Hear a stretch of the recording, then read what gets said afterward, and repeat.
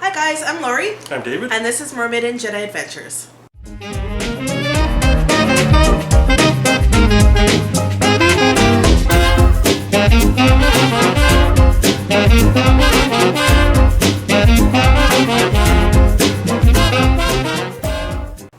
This week we're going to be talking about the differences, some pros and some cons at staying off property as well as staying on property at the Disney hotels and the Disney resorts.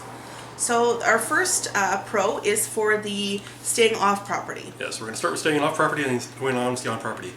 So off property is good if you're having a larger group, because it might be better if you have a family or a larger group to stay off property, so you can rent a house or a condo, or there's things that you can rent that are more accommodating for larger groups, and you might have to buy 3 or 4 rooms at Disney.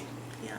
Sometimes too you might just want more space when you're staying off property at like one of the condos or the houses. If you want a kitchenette, if you want to do your own cooking, if you want to have access to to do your own laundry or have a little personal pool, those are all some amenities that you can stay. Yeah.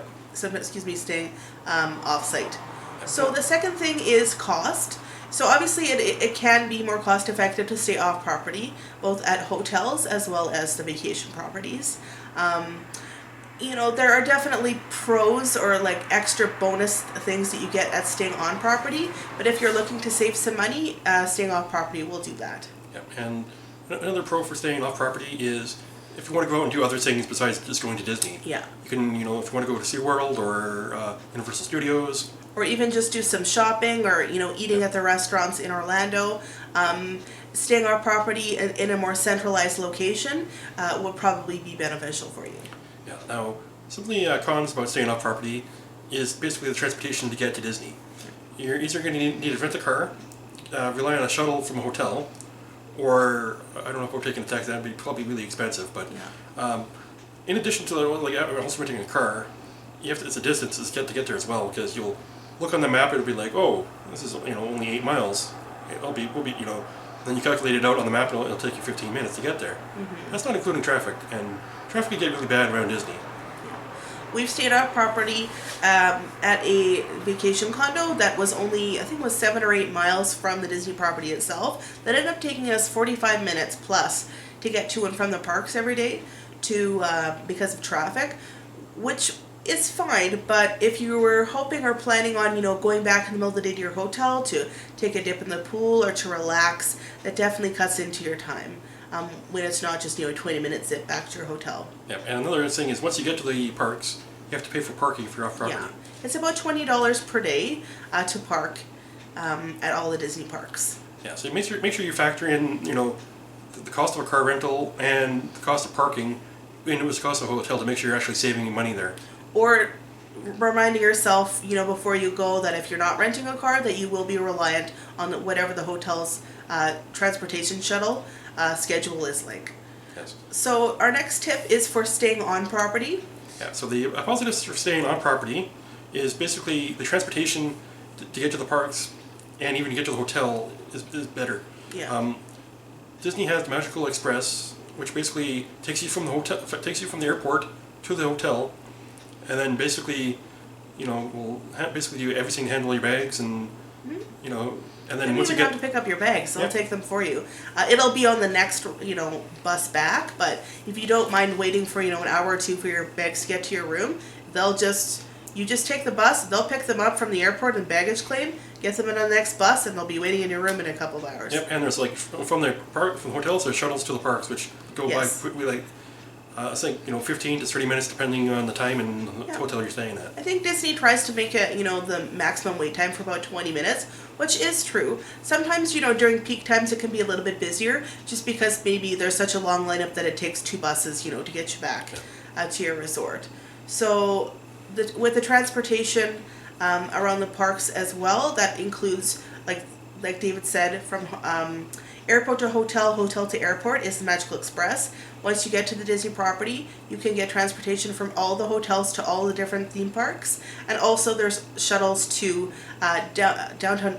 Disney Springs now from the hotel and back. Yeah, and if you are renting a car, if you're staying on property, parking is free. Yes, which is excellent. Yeah. Now another positive for staying on property is the Disney bubble. Yeah. Disney Magic. Yeah, Disney Magic. Yeah, Basically, the rooms are kind of themed as Disney, so that kind of gets you excited when you stay in your hotel room. You kind of get a little excited before even going into the parks. Each of the hotels has a different theme, whether that be, a New Orleans theme, a Caribbean theme. Pop Century has a very sort of the different centuries, like the 50s, 60s, 70s, 80s, and 90s sort of themes, and as well, like there's the Art of Animation that has lots of different like drawings and stuff. So there's lots of cool different themes to each of the resorts. Yeah, and always the cast members are always super friendly, and Yeah. everything is kind of there. And Everybody goes out of their way to make you make sure that you're having a wonderful time and an excellent experience. yeah. Now, another positive for staying on property is there's activities at the hotels. Yeah. So if you're, there's like a pool that you can play in. There's like there's kid games going on, or most places will have a movie going on at night.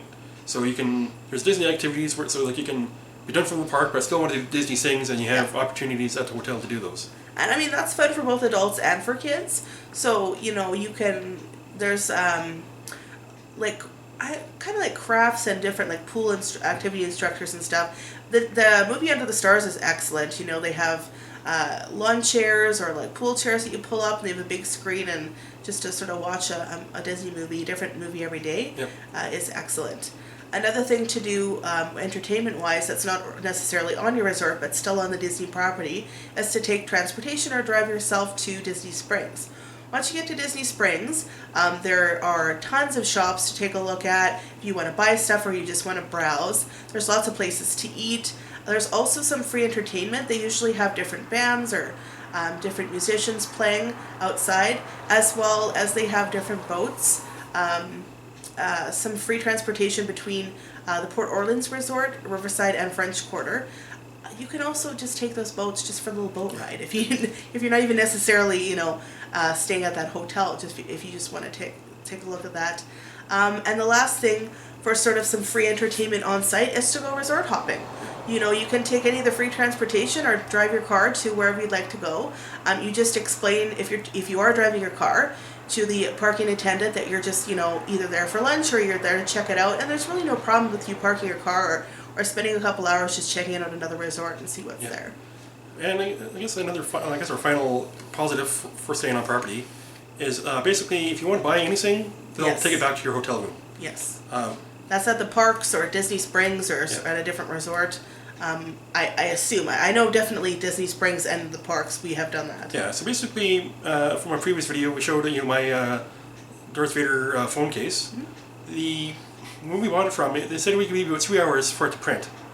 So basically, if we weren't on property, we would have to wait 3 hours for basically around Hollywood Studios for that thing to print. Yeah. So basically, by having it shipped to our hotel room, we said, okay, we paid for it. In 2 days it was there. Yeah. And basically, if it wasn't for that, we probably wouldn't have gotten that phone case. It was a very hot and busy day because the launch bay had just opened. I was about at a level here for the amount of heat and crowds that I could take.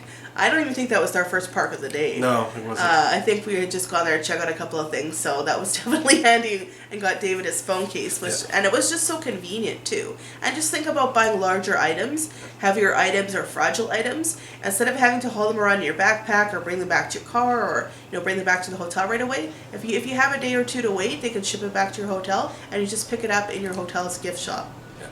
Now, there's a few cons for staying on Disney property, and one of the biggest cons is it's hard to get off the Disney property and to do something else. Once you're on site, if you have a car, obviously, you can come and go as you please. It may take you to get a little while to get off the property, but you can certainly, get off the property. If you're staying on site without a car and you're reliant on other transportation, as we've stated, the transportation in and around Disney is fabulous, but getting to another theme park or doing some shopping or getting to, downtown Orlando to check something else out can be a little complicated or expensive. Yeah. Well, I think that's, I guess, our cons for staying on property. I'm not sure if there's any other cons we could think of right now. Not really. No. So I'd like to take this time to thank Lori for being here today and feeling better. So you guys, probably were worried about her last time with me being by myself. I'm feeling not 100%, but I'm feeling much better now. Yeah. So So our next video that we're going to be talking about next week, I believe, has to do a little bit more about renting a car and the pros and cons of that. So we touched on it this week, but we'll get a little bit more into details next week about that. So we hope you enjoyed this video and it was helpful for you. Please leave a comment down below, if you've stayed on property or off property, which you prefer. If there's anything specific that you really like about either off property or on property. Please like and subscribe to us. And until we see you next week, take care. Take care.